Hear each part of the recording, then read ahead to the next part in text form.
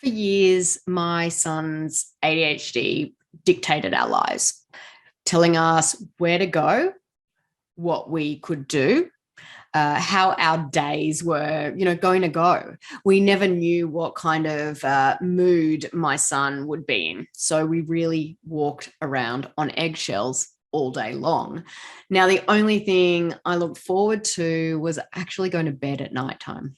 It was really a miserable way to live, but that all changed when I removed gluten from his diet. In fact, literally within just 2 weeks, he was a completely different child. Since then, I have learned so much more about the damaging effects of gluten, especially for children with ADHD. And I wanted to share that information with you today. So I hope that it is helpful. Now, the first reason gluten is so terrible for children with ADHD is because it leads to a breakdown of the gut in everyone. Many people mistakenly assume gluten is only bad for those with celiac disease, but that's actually not the case. Gluten is highly inflammatory and is difficult to digest for everyone. If a child is eating foods that inflame their body, it can cause symptoms such as constipation, stomach pain, anxiety, reflux, brain fog, aka inability to focus, mouth breathing and snoring, hyperactivity, eczema, bumps on the back of the arms or cheeks, chronic runny nose, anger issues, recurrent ear infections and sinus infections, wheezing, and so much more. We don't have barriers in our body isolating one area from the other. And so if inflammation is in one area of the body, it means inflammation is actually in other areas as well. Now, the goal is to decrease inflammation in the whole body so symptoms can also decrease. Now, since gluten is a highly inflammatory food, when we remove it, we significantly reduce inflammation, and the symptoms that go along with this inflammation reduce as well. Gluten, along with being highly inflammatory, also contributes to the breakdown of the gut. Now, research shows that it triggers increased intestinal permeability, which is basically a breakdown of the gut lining in everyone who eats it. Even if there is no immunologic response to gluten, it stimulates the production of a protein called zonulin, which increases gut permeability and blood-brain barrier permeability. While this leaky gut condition is only temporary for some individuals to begin with, once they cross the threshold where their immune system starts to produce antibodies against gluten, they are then considered to have a gluten sensitivity. Gluten sensitivity exists on a spectrum. At one end, you have people with celiac disease, which is an autoimmune reaction to gluten, where the intestines are damaged, but only a small percentage of individuals have this. A much greater number of people have what is called non-celiac gluten sensitivity, which may or may not cause intestinal damage or symptoms. Now, symptoms of non-celiac gluten sensitivity vary greatly from one person to the next. And according to gluten researcher, firstly, I just apologize in advance if I say the name wrong, as I always struggle with this, Dr. Hajivalasilu, gluten sensitivity can be exclusively a neurological disease. Because of this, removing gluten for kids that have neurological disorders could be very beneficial. Now, a second reason gluten is so bad for children with ADHD is because it has been linked to multiple diseases, including ADHD and other similar disorders.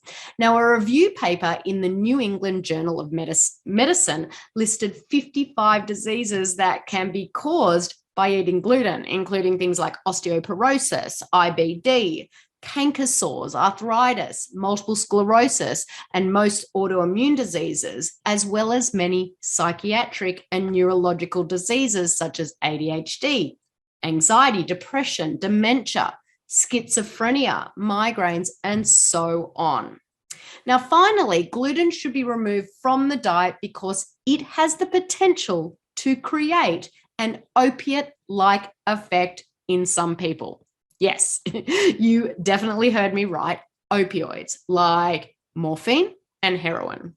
Opioid drugs act by binding to specific receptors in neurons in the brain and other parts of the body. Now, these opioid receptors are normally responsible for many different processes in the body. These receptors can regulate the body's response to stress and pain, breathing, temperature regulation, mood, motivation, and digestive activity. Now, individuals who have gut inflammation, which is commonly referred to as leaky gut, like what we've been talking about, which incidentally a large percentage of our kids with ADHD have, the enzymes in their gut are not fully breaking down gluten. And what happens as a result are compounds that are similar to that of morphine. They are absorbed into the bloodstream through the gut, cross the blood-brain barrier, and bind to opioid receptors in the brain, as well as along the GI tract. And then they create an opioid-like effect. My son used to have huge meltdowns where he behaved like a completely different person. It was like he couldn't control himself at all. And the truth is, he couldn't, just like an addict. He was controlled by something else, the opioid receptors in the brain. Just think about people addicted to morphine. They have similar episodes. They are sometimes, unable to handle challenging situations and transitions sitting still. But then at other times, they are perfectly capable of handling these challenging situations or following through with multiple tasks. Now, if our children's bodies are reacting to gluten in a similar way that a body might react to morphine, it's no wonder they have a hard time controlling themselves. When we removed gluten from my son's diet, he experienced a 90% improvement in all of his ADHD symptoms, in a reduction of his energy, in his ability to control and calm his body, in his tantrums, in his ability to handle transition, in his ability to focus and sit still at school and at home when doing his homework. His headaches resolved, his mood improved, and best of all, he was more content and he was happier. And you know what? So was I. For us, removing gluten was the game changer. Since then, I've watched nearly 1,000 other families find the same freedom once they remove gluten from their child's diet too. Now, I do want to add that it is best to remove gluten for at least 3 to 6 months to give the body adequate time to clear the inflammatory and immune triggers. Sometimes parents ask me if they can mostly remove gluten and if that would be good enough, if 90% gluten-free would actually work. Unfortunately, in order for the body to heal, gluten needs to be removed completely, 100%. And remember, sometimes symptoms actually get worse before they get better. So don't give up if you don't see improvements right away. Give it a try and let me know if you need any support along the way. If you've enjoyed this video, please subscribe to my channel so you don't miss any of my future videos. I'm planning to be very intentional this year about sharing super helpful content here on YouTube. So I'd love it if you'd subscribe now below. As always, if you have any questions, please feel free to reach out. I'm always happy to help.